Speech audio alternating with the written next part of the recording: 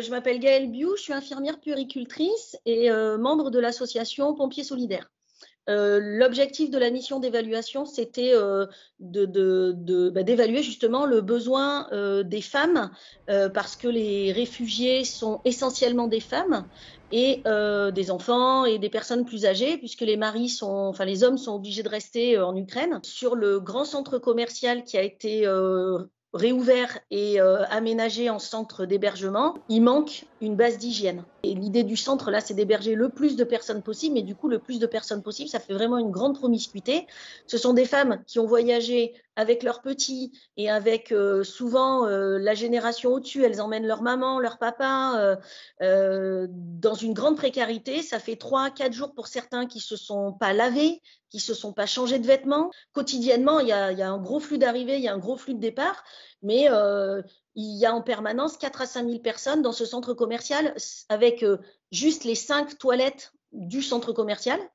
Et alors la mairie de Przemyśl a fait installer à l'extérieur en urgence des toilettes mobiles, là, des cabines de toilettes plastiques, là, des WC, mais pas d'autres possibilités d'hygiène, quoi, au-delà du WC. On a prévu donc là, pour les 3 prochains mois, d'installer une base d'hygiène avec des douches, des WC et une sorte de veille aussi sur la situation des femmes. Donc, ce qui est important, c'est qu'elles se sentent en sécurité quand elles viennent sur cette base d'hygiène.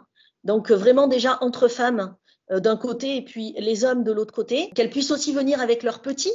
Donc, on a déjà trouvé sur place il y a des tables allongées dans les dons qui ont été faits, il y a des baignoires de bébés. Donc, il y a tout ce qu'il faut pour qu'on puisse leur permettre de prendre soin aussi de leurs enfants sur cette base d'hygiène, être au plus près de leurs besoins en permanence, de voir passer les femmes enceintes, de les orienter si elles ont besoin vers les structures les plus proches parce qu'on les a visitées, donc on les a identifiées. Et puis, effectivement, cette sorte de veille de l'évolution pour réadapter les besoins à la fois du dimensionnement, s'il y a plus ou s'il y a moins au fil des semaines, et à la fois aussi peut-être observer d'autres besoins et répondre au mieux à cette évolution.